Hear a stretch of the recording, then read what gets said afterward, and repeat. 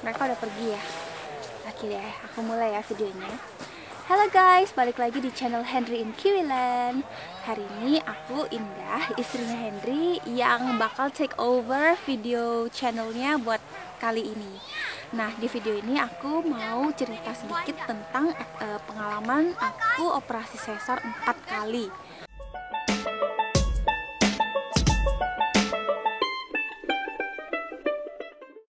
Ya begitulah, jadi aku tuh punya 4 anak.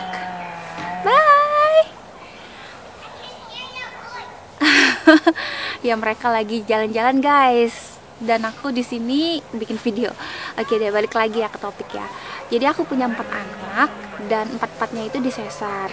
Jadi kalau buat ketentuan melahirkan di New Zealand sebenarnya itu diprioritaskan untuk melahirkan normal. Kecuali kalau kamu tuh memang bener-bener nggak bisa banget melahirkan normal, baru itu disesar gitu. Kalau di Indonesia kan boleh milih ya sesar atau enggak gitu. Nah oleh sebab itu pas pertama kali aku ngelahirin itu optionnya udah melahirkan normal gitu. Nah waktu itu aku udah mencoba banget, udah sampai 25 jam itu dicoba dengan berbagai cara. Itu baby aku itu nyangkut di pelvisnya. Jadi kepalanya itu terlalu besar dan pelvis aku terlalu kecil sehingga dia nyangkut dan nggak bisa lewat. But then there are some schools like Rangiora, for instance, where Ben Gorman's in charge. Ada orang lewat. And it's just Oke, it's jadi so easy. setelah Just book in your 25 jam itu akhirnya bidan aku nelpon obstetriciannya dan dia datang buat ngecek apakah aku masih bisa operasi apakah aku masih bisa melahirkan normal. Dan pas dicek itu ternyata baby aku udah stres banget di dalam dan air ketuban juga udah nggak ada lagi. Jadi ya udah langsung emergency cesarean section. Nah pas aku di operasi yang pertama kali itu rasanya aku kan nggak pernah operasi sebelumnya, jadi aku nggak mempunyai ekspektasi. Tapi waktu itu rasanya kaget dan ya terasa agak sakit sih. Dan aku inget banget rasanya itu campur aduk banget, dan sakit iya, capek iya, karena kan waktu itu aku udah berusaha normal 25 jam itu tapi nggak bisa. Dan aku udah sampai pembukaan 10, jadi udah fully dilated, dan itu jadi kayak sakitnya itu double.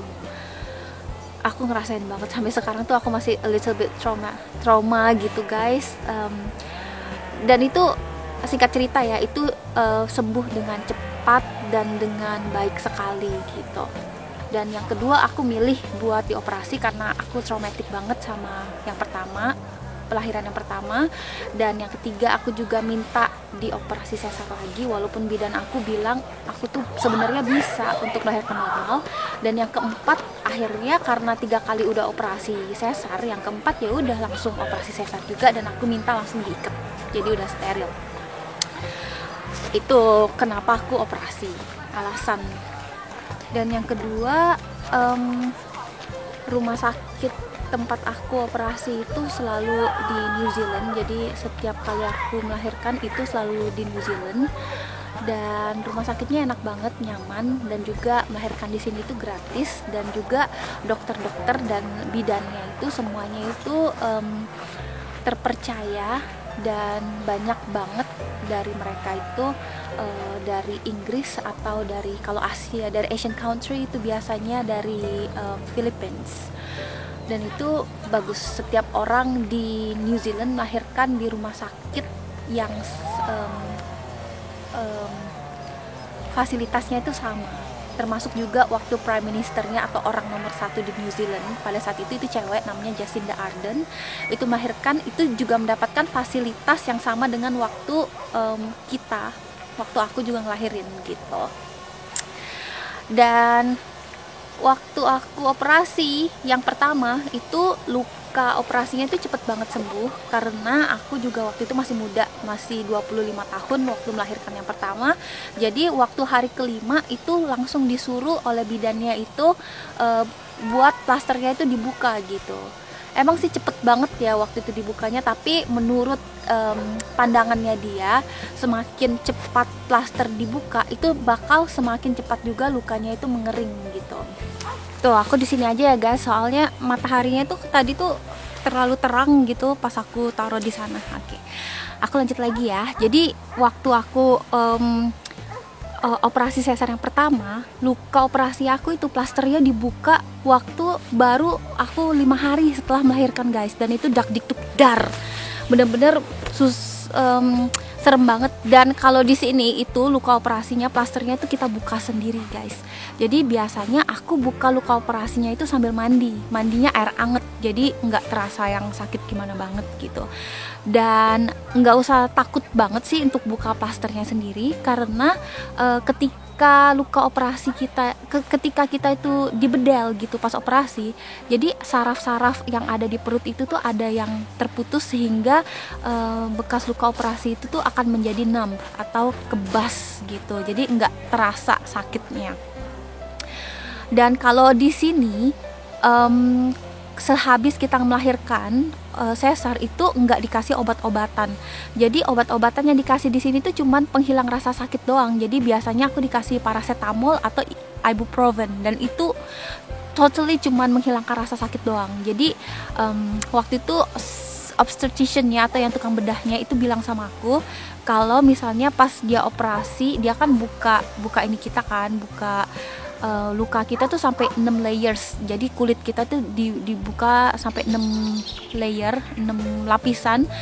Dan lalu ketika dia mengeluarkan anaknya, dia bersihkan plasentanya dan segala macamnya sampai rahimnya bersih, dan lalu dia taruh beberapa obat menghilang rasa sakit dan juga obat untuk memulihkan lukanya gitu di dalam sana. Dan lalu 6 lapisan kulit itu dia jahit satu persatu gitu. Nah, waktu aku lahiran yang pertama itu nggak ada masalah, yang kedua nggak ada masalah, dan yang ketiga itu mulai ada masalah gitu. Jadi waktu aku melahirkan yang ketiga itu, jadi sudah banyak apa ya namanya, guratan-guratan di dalam rahim aku tuh ada guratan-guratan. Itu maksudnya apa ya? Kayak bukan keloid, jadi apa ya namanya ya? Aku lupa. Pokoknya di dalam itu banyak yang harus dibersihkan gitu. Dari kan kalau misalnya kita luka terus ketutup nih, itu suka tumbuh sesuatu, daging-daging lebih gitu di dalam rahim gitu, dan itu harus dibersihkan gitu sama dia gitu. Jadi waktu aku melahirkan yang ketiga, aku ingat banget ini obstetriciannya atau tukang bedahnya itu orang Amerika, dan dia buka lukanya itu, kata bidan aku tuh agak lebih besar daripada luka normal, dan dia banyak membersihkan guratan dari dalam rahim aku gitu. Jadi pas yang ketiga itu tuh rasanya sakit banget, dan pemulihannya itu lebih lama daripada yang waktu aku ngelahirin ke satu ataupun kedua gitu. Dan juga waktu itu dia ngejahitnya, pas di ujung jahitannya itu kayak ada apa ya, benang yang lebih sedikit gitu. Jadi terasa gitu pas kita pegang itu ada tajam-tajamnya gitu. Oh ya guys, aku lupa mention tadi, waktu aku jeda antara aku melahirkan yang 1, 2, 3, 4 itu 2 tahun, kecuali yang pas aku ngelahirin keempat itu bedanya 4 tahun gitu. Nah, pas aku ngelahirin yang terakhir itu guys, aku pikir bakal menyeramkan banget, tapi ternyata sama aja rasanya kayak waktu ngelahirin 1, 2, 3.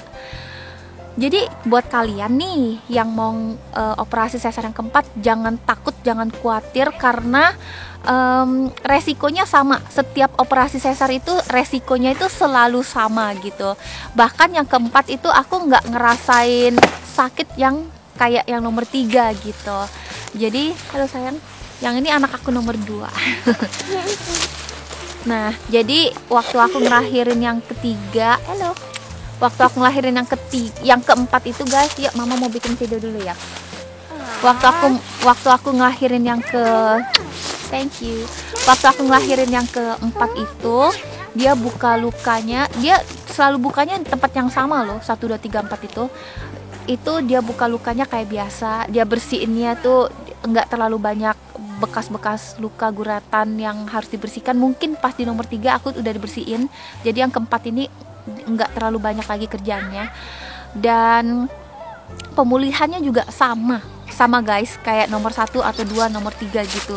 Operasi yang keempat tuh bener-bener sama banget. Jadi buat kamu yang mau operasi nomor 4 itu jangan khawatir. Yang penting kamu pas abis ngelahirin itu jangan terlalu banyak gerak, tapi juga jangan tidak bergerak sama sekali, karena kalau kita tuh butuh gerak guys, supaya aliran darah kita itu lancar gitu loh, nggak ada blood clot namanya, jadi nggak ada penggumpalan darah, supaya semuanya itu masih bekerja dengan harmoni gitu di dalam badan kita gitu. Tapi jangan overdo it, jangan terlalu banyak gerak juga. Jadi yang kalau kamu ngerasa sakit itu sebaiknya stop gitu. Jadi your body will tell you what to do. Dan aku waktu itu cuma dikasih obat penahan rasa sakit yang harus diminum 4 jam sekali. Ada juga waktu awal-awal diminum 2 jam sekali. Tetapi aku lebih memprioritaskan untuk minum obat-obat yang dibawa oleh mamaku dari Indonesia. Ya, waktu itu aku dikasih obat Cina namanya Pianchehwang, yang itu fungsinya untuk bisa mengeringkan luka dan menutup luka lebih cepat. Dan itu aku akuin banget.